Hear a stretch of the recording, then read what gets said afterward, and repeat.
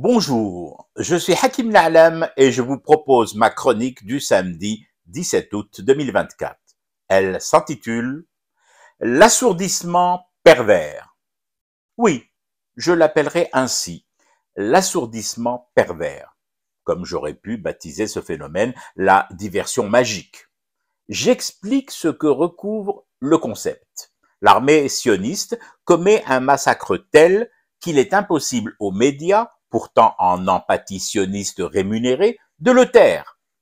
Dernier exemple en date, et nous l'évoquions ici même la semaine écoulée, le bombardement d'une école palestinienne au cœur de Gaza. Plus de 100 morts, parmi lesquels une vingtaine de femmes et d'enfants, et aujourd'hui encore des disparus.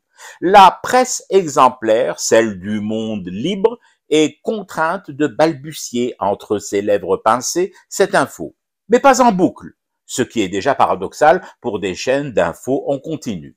C'est là, au début des balbutiements gênés, au tout début du malaise intenable, qu'intervient cet élément récurrent, celui de l'assourdissement pervers. L'alibi de bifurcation qui libère enfin les lèvres pincées et les derches des présentateurs qui se tortillaient d'inconfort et apaisent par-dessus tout la colère à peine contenue des patrons de ces chaînes, nombre d'entre eux ayant la double nationalité, une européenne et l'inévitable israélienne, en plus bien sûr du Riyad et des bougainvilliers de leur résidence secondaire à Marrakech.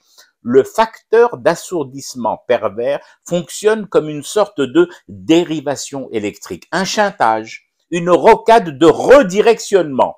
Dans le cas présent, et afin de soulager l'info de ce pavé, celui d'un massacre de masse commis par Israël dans une école palestinienne, le dérivatif, c'est ce surgissement miraculeux, par exemple en France, d'un monsieur qui agresse verbalement une famille juive dans une rame du métro parisien et crache à la figure d'une dame passagère, elle aussi juive, et qui s'interpose.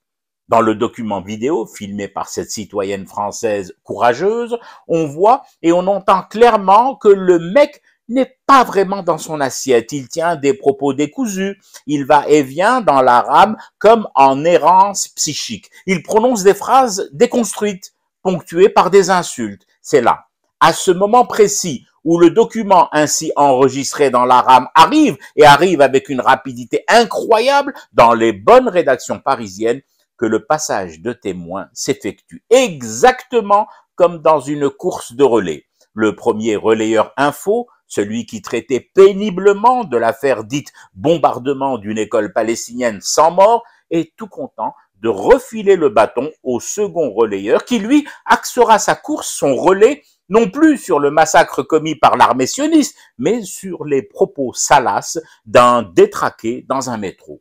Pourtant, les deux bilans sont là. Évident pour qui voudrait juste respecter la règle sacro-sainte en journalisme de la priorisation des nouvelles, de la gradation des sujets et de leur positionnement dans le conducteur d'une édition. D'un côté, 100 morts, dont 20 femmes et enfants, et des dizaines de disparus, toujours pas exhumés, des débris et gravats encore fumants de cette école de Gaza. De l'autre, ce ben, des paroles, des insultes proférées en actes isolés par un starbé du métro parisien. En théorie, il n'y a pas photo. Il ne doit pas y avoir photo. En théorie, le fou du métro n'aurait eu droit qu'à un bandeau défilant en bas de l'écran pendant 1 heure ou 2, grand max, pas plus. Eh ben non, cousin sémite.